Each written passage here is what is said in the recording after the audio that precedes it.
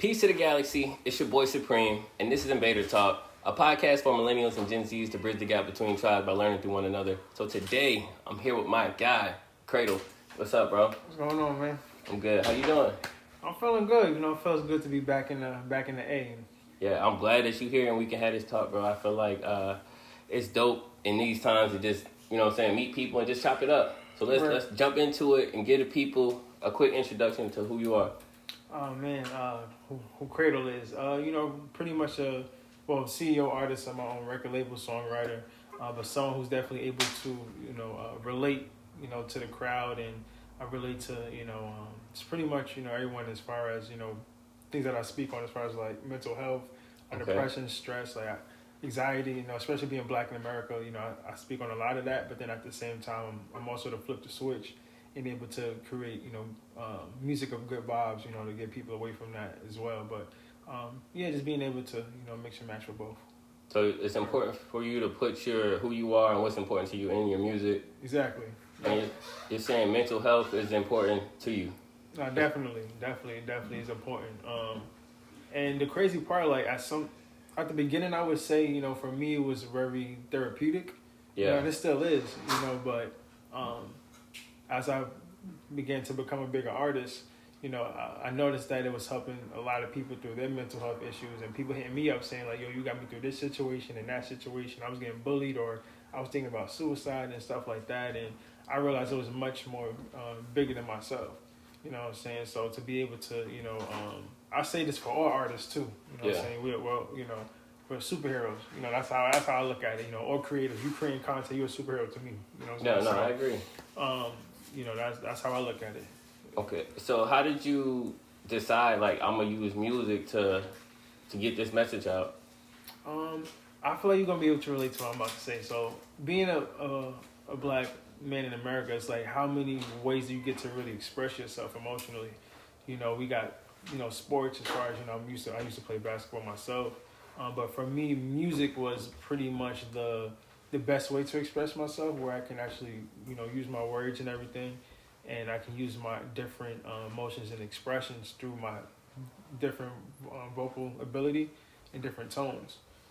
So, for me, music was definitely the perfect outlet for me to, get out everything I need to. So, and is that why you decided, like, you want to have a label and to put out other people on the same frequency? Is that your goal? Yeah, for me, it was wanting to protect my own music and, protecting my, intellectual property, as well as, coaching others and, placing them in the right positions as far as protecting their music as well. And, not, getting in any crazy situations where people might own their music or don't know how to protect their music or get their music stolen, which happens a lot, in this industry, unfortunately. No, it does. It's always like that story of somebody who just signed a paper, got like a quick little couple bands, and that's you saying you want to just cut that out because you want to help people progress not only their career but just who they are. Yeah, I wanted them to be able to, get in the room and know what their contracts are looking like, and knowing what situations they are signing up for if they are gonna, sign a situation. But just pretty much just being just aware of, everything as far as not only just being an artist and a creative, but realizing that that's only really 10% of what we're doing here. Like, for me, like, music, knowing the business side is 90%, like, of everything. I hear that. I hear that often. People definitely got to realize that for sure. Okay. So you're saying the business part is more important than almost creating the music. Am I right? Yes, unfortunately, but it is what it is. You know what I'm saying? If it was up to me, like, I would love to just create all day and not have to worry about anything. But at the end of the day, you do got to protect yourself from certain people out there. No, I understand. You just got to be more aware, and it seems like you always be tapping into something because it sounds like you got plans. Tell me how important education and just bettering yourself is, and get more information is to you. Yeah, and for me, and everyone has their own different, ways of getting through it or different routes. But for me, I went to college for my business degree. You know what Okay. I'm saying? So I had the standard, business degree as far as that goes. And then pretty much just going through, being in the industry for almost 8 years now, just learning a lot on my own, just being in certain situations. But I feel like just being out there and pretty much just getting yourself out there and going to events and going to panels and getting yourself out there will help you adjust to pretty much the outside world of what you need to learn in the music industry. Yeah, I feel like you just gotta not be afraid and take that jump and that exposure to whatever you want to do, and getting around people who do stuff you do. Right. It's just gonna make you feel comfortable in that space. Right, and realizing it's okay to make mistakes, because I know I would not be where I am right now if I didn't make mistakes. And there's just certain situations where it's like, okay, you know what, I'm not going to do that show again. Or, you know what, I'm probably not going to work with that person again. But it just comes with, trial and error. You know what I'm saying? That's the best way to learn. No, I definitely agree. Let's talk about this music though, man. Can you tell me what you got out right now that anybody should tap into? Yeah, definitely tap into my new record, The Chase. Definitely is great vibes, type of music. It's a mixture of that R&B, house, Afro pop. Then it has a mixture of a little sorts of little trap in there. You know what I'm saying? Just a little seasoning into that. Yeah. Just to keep it like modern day. But that record is currently over almost over 700,000 streams on Spotify. Music videos over 100K streams, views or whatever. And it's pretty much my biggest record. So it was a switch in style for me, and I'm pretty much getting the fruits of the labor as far as okay, that worked. So I'm just staying in that lane and still experimenting other stuff, but realizing where my crowd is now. Okay, so you finding your target audience, and then you figured out what they like. Yeah.